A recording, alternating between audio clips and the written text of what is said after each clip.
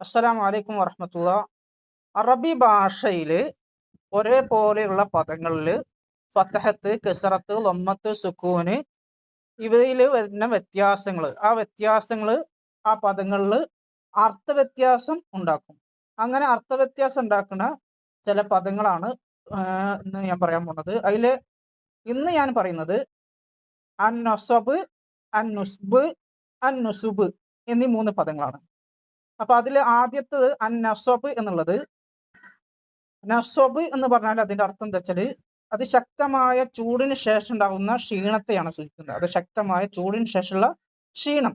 ഇപ്പൊ ഇതില് ഖുർആനില് വന്നിട്ടുള്ളത് ലാ യമസ്സുഹും ഫീഹാ നസബും വമാഹും മിൻഹാ ബിമുഖ്റജീൻ എന്നുള്ള ഒരു ആയത്ത് സൂറത്തുൽ ഹിജ്റിലെ 48-ാമത്തെ ആയത്താണ്. അപ്പൊ ഇവിടെ ഈ നസബ് എന്ന് പറഞ്ഞാൽ എന്താണ്? ശക്തമായ ചൂടിന് ശേഷമുള്ള ക്ഷീണം എന്നുള്ളതാണ്. ഈ നസബ് എന്നുള്ള വാക്ക് സൂറത്തുൽ കഹ്ഫില് നമുക്ക് മറ്റൊരു ആയത്തിൽ കാണാൻ സാധിക്കും. അത് ഏവർക്കും സുപരിചിതമായ ഒരു ആയത്താണ്. ആയത്ത് ഇതാണ്: ഫലമ്മാ ജാവസ ഖാല ലിഫതാഹു ആതിനാ വദാഅനാ ലഖദ് ലഖീനാ മിൻ സഫരിനാ ഹാദാ നസബ.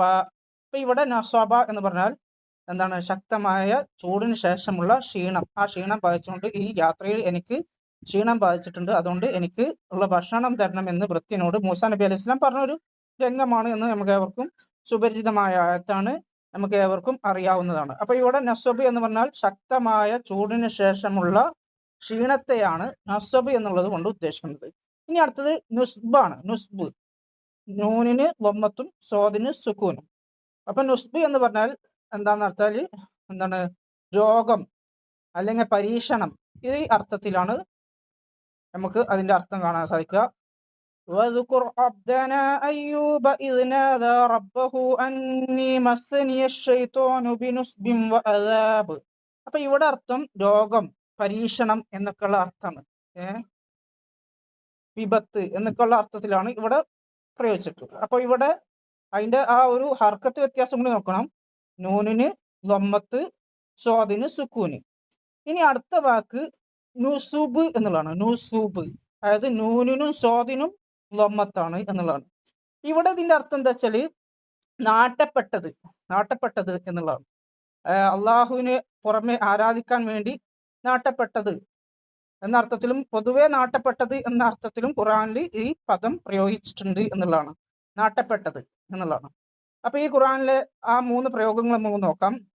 യൗമ യഖ്റുജൂന മിനൽ അജ്ദാഹി സിറാഅൻ കഅന്നഹും ഇലാ നുസുബിൻ യൂഫിളൂൻ എന്നുള്ള ഇവിടെ എന്താ വെച്ചാൽ നാട്ടപ്പെട്ടത് എന്നുള്ള അർത്ഥത്തിലാണ്. അപ്പൊ നോക്കുക, ഇവിടെ സൂറത്തുൽ മആരിജിലെ 43-ാമത്തെ ആയത്താണ് ഈ ആയത്ത്. അതേസമയം ഇത് ഈ നുസുബ് എന്നുള്ളത് വൈലൽ ജിബാലി കൈഫ നുസിബത്ത് എന്ന് നമുക്ക് സൂറത്തുൽ ഓഷിയിൽ നമുക്ക് കാണാൻ സാധിക്കും. വൈലൽ ജിബാലി കൈഫ നുസിബത്ത്, പർവ്വതങ്ങളെ എങ്ങനെയാണ് നാട്ടപ്പെട്ടിട്ടുള്ളത് എന്ന് അവർ നോക്കുന്നില്ലേ എന്നുള്ളത് സൂറത്തുൽ ഓഷിയിലെ പ്രസിദ്ധമായ ഒരു ആയത്താണ്. വൈലൽ ജിബാലി കൈഫ നുസിബത്ത് നമുക്ക് അവർക്കും അറിയാവുന്ന ഒരു ആയത്താണ്. മറ്റൊന്ന് സൂറത്തുൽ മാഇദയിൽ ഒരു ആയത്ത് കാണാം, അൻസ്വാബ് അസ്ലാമി എന്നൊക്കെ പറഞ്ഞുകൊണ്ട് സൂറത്തുൽ മാഇദയിൽ കാണാം. അവിടെ ഈ അൻസ്വാബ് എന്ന് പറഞ്ഞാൽ എന്താണ്? ഇതിന്റെ നുസുബിന്റെ ബഹുവചനമാണ്. നുസുബിന്റെ ബഹുവചനമാണ് അൻസ്വാബ്. അള്ളാഹുവിന് പുറമെ ആരാധിക്കാൻ വേണ്ടി നാട്ടപ്പെട്ട ബിംബങ്ങളെയാണ് അവിടെ സൂചിപ്പിക്കുന്നത് എന്നർത്ഥം. അപ്പൊ ഇതാണ് ഇന്ന് നമ്മൾ ചർച്ച ചെയ്തത്. നസബ്, നുസ്ബ്, നുസുബ് എന്നീ 3 പദങ്ങളുടെ അർത്ഥവ്യത്യാസം. ഓക്കെ, ശുക്രൻ. അസ്സലാമു അലൈക്കും വറഹ്മത്തുള്ളാഹി.